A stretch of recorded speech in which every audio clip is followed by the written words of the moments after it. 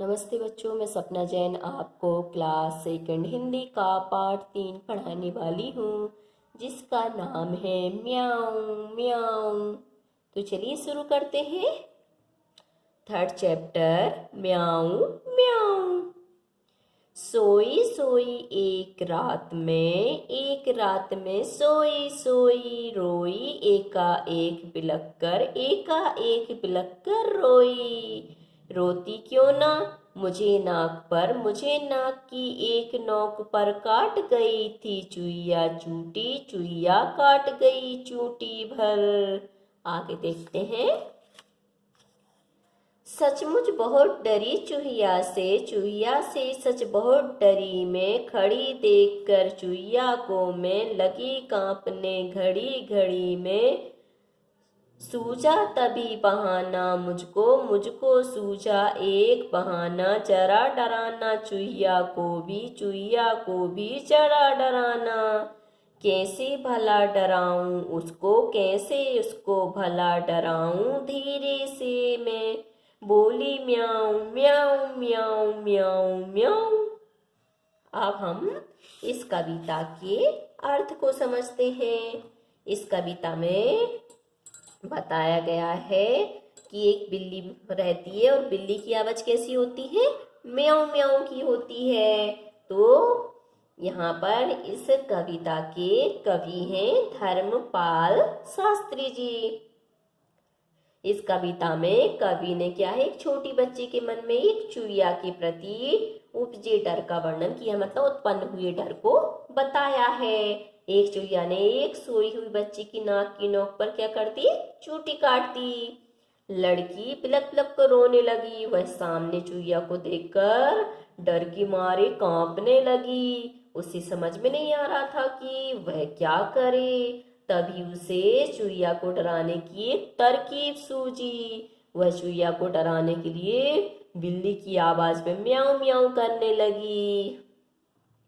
अब हम देखते हैं इस कविता की व्याख्या को। व्याख्या में क्या होता है, सबसे पहले प्रसंग आएगा आपका, फिर उसका अर्थ आएगा, जिसको हम व्याख्या कहते हैं। तो प्रस्तुत पंक्तियां हमारी पठित पाठ्य पुस्तक रिमझिम भाग 2 से ली गई हैं और इस कविता का नाम है म्याऊं म्याऊं। इस कविता के कवि हैं धर्मपाल शास्त्री जी। और इस कविता में कवि ने एक चुईया से डरी हुई लड़की की जो मनस्थिति है उसका वर्णन किया है। क्या किया है यहाँ पर देखिए, सोई सोई एक रात में से लेकर हम यहाँ तक करेंगे आपका चूटी भर तक। तो रात में सोई सोई अचानक एक छोटी लड़की बिलक बिलक कर रोने लगी, क्योंकि उसकी नाक की नोक पर किसी चुईया ने क्या कर दी, चूटी काट ली थी। अब हम करेंगे सचमुच से लेकर और म्याऊं म्याऊं तक। तो इसका प्रसंग वही हो जाएगा कि प्रस्तुत पंक्तियां हमारी पठित पाठ्य पुस्तक रिमझिम भाग 2 से ली गई हैं और इस कविता का शीर्षक है म्याऊं म्याऊं। और इस कविता के कवि हैं धर्मपाल शास्त्री जी और इन्होंने डरी हुई लड़की का वर्णन करते हुए कहा है कि उसने सूझबूझ से क्या कार्य किया।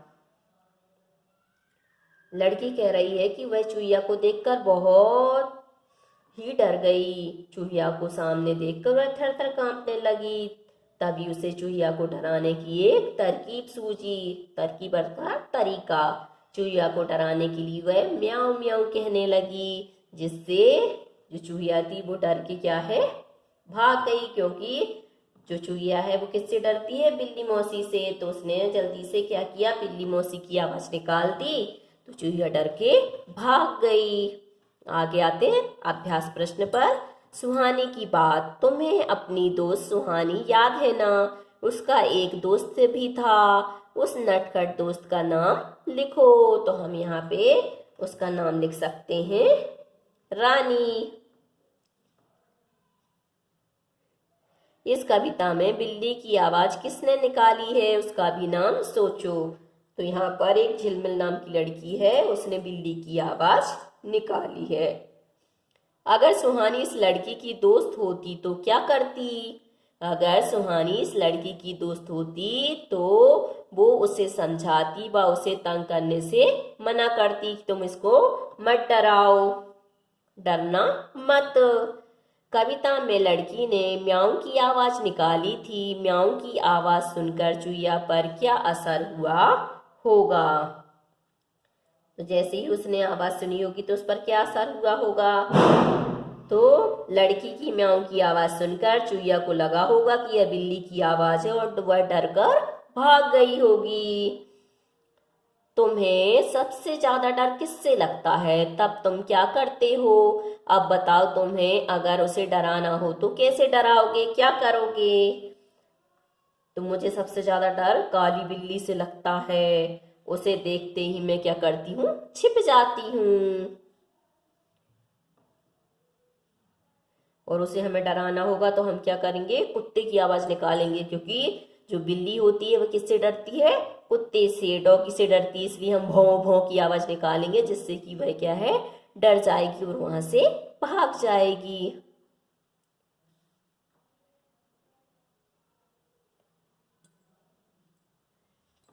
अब है बन गया वाक्य। नीचे लिखे शब्दों का वाक्यों में इस्तेमाल करो। सूझा, मुझे एक उपाय सूझा, तो ये इसका क्या बन गया? वाक्य बन गया। और हमने सूझा शब्द का यहाँ पर प्रयोग कर लिया।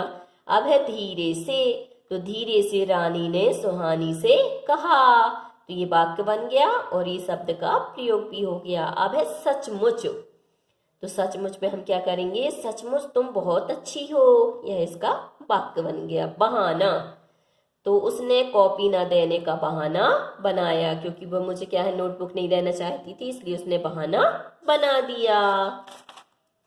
अब आते हैं आगे के प्रश्नों पर। अब है नोक। चूहिया ने नाक की नोक पर चूंटी भरी। किन किन चीजों की नोक होती है? लिखो और उसका चित्र भी बनाओ।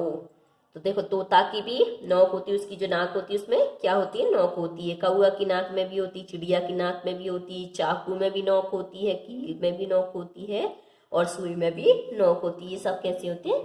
नोक वाली चीजें होती हैं। अब इनके चित्र आप बना सकते हैं।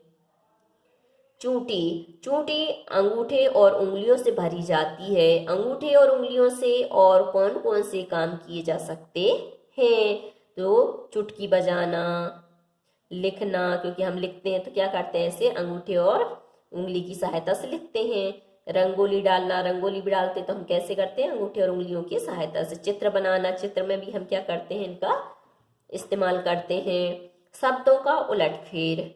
सूझा मुझको एक बहाना, मुझको सूझा एक बहाना। कविता में कही गई इस बात को बातचीत में इस तरह कहेंगे, मुझको एक बहाना सूझा। नीचे लिखी बातों को दो तरीकों से लिखो। जैसे यहाँ पे लिखा है, खड़ी गाय थी चौराहे पर, तो हम कह सकते हैं चौराहे पर गाय खड़ी थी, और गाय थी खड़ी चौराहे पर। ऐसे ही घुस गया शेर जंगल में, तो जंगल में शेर घुस गया, शेर जंगल में घुस गया। तो बच्चों, आज के लिए सिर्फ इतना ही। यदि आपको हमारे वीडियो पसंद आया है तो लाइक कीजिए, शेयर कीजिए, सब्सक्राइब कीजिए तथा इस पाठ से संबंधित कोई भी प्रश्न है तो नीचे कमेंट्स में पूछ लीजिए। धन्यवाद।